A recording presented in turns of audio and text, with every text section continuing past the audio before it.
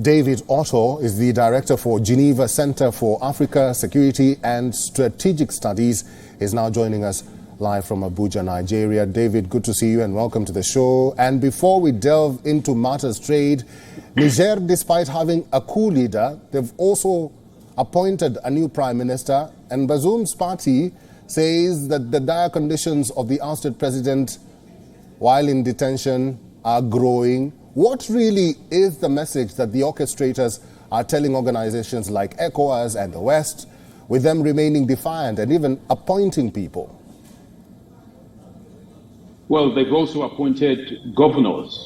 They've done that by appointing, key security agencies, generals of the military and some from the police, and all other security agencies have been given positions.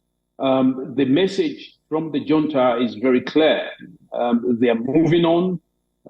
They've been able to seize power from President Bazoum. They are blaming it on the decadence of the economy, the country, the corruption, the insecurity, but more so they are blaming it on, the French, colonization or neocolonialism, which they say, has, not given the country an ability to breathe. So the military junta on its path, seems to be forging ahead, while, the president is in a condition that no one can ascertain.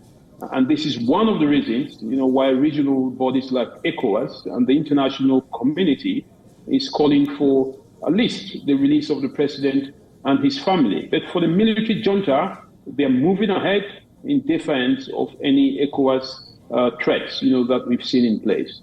David, let's now talk about trade. Uranium is the most precious commodity in the Sahel. Burkina Faso had announced that it will cut exports to the United States and even France. Niger is threatening to follow suit.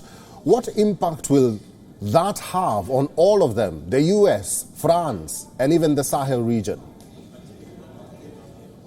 Well, from a regional point, I think that, any kind of instability will impact on the region, which it's already very volatile.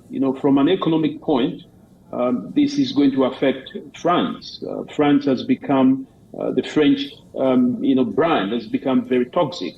The United States, has spent billions in Niger. It has one of the biggest drone bases in that country. Germany, the same. And we know that Niger, it's very critical, especially when it comes to offsetting what the European states and NATO has termed Russia's weaponization of gas. The European Union has been very keen to see that there is a gas pipeline from Nigeria through Niger to Algeria, and then, of course, to the European market. So, the region is quite rich. And for the French, at this very critical point in time, to be losing face, from Mali, Burkina Faso, and now in Niger, I'm not talking about Guinea because that has already happened. Right. It's a very critical time, in the economic stability and reliance, from the European states, especially France, in what they saw as their last bastion in Niger Republic. David, finally, the junta has rejected negotiations and the ECOWAS has issued more sanctions. What do you think is causing friction between these Sahel countries, which include Burkina Faso and Mali, who have sort of gained or ganged up together, and the regional bloc? A lot of these countries have, pointed out to double standards in terms of how ECOWAS has been able to deal with the coup or the coups, what I call the coup pandemic in the region.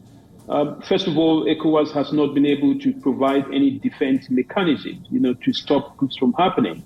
They have, been accused of ignoring situations where presidents fraud themselves into elections, where constitutions are being changed for presidents to run for more terms, where the cry of the citizens, in terms of the economy is responded by deploying the forces of law and order into the streets. So this is a very key point. But more so, a lot of these countries are pointing to the fact that, there is still the French brand, the French colonialism, assimilation plundering their region. And, they're doing this through regional bodies like ECOWAS.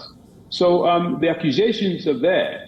But the problem now for ECOWAS, which has put itself in a very tight corner, is, what happens, when and if the Nigerian junta refuses to adhere to any of these sanctions. What if they continue to rely on neighbors like Burkina Faso and Mali? And what if they fight back in the event that ECOWAS, carries out an intervention? That is the big problem that ECOWAS is facing at this point in time, because honestly, there seems to be no appetite in the region for any military intervention. It is a tight corner for ECOWAS, but the military junta in Niger is moving on, as we've seen. All right, I've been talking to the director for Geneva Centre for Africa Security and Strategic Studies, David Otto. Thank you very much for all your inputs and for talking to WION World is One today. Thank you. WION is now available in your country. Download the app now and get all the news on the move.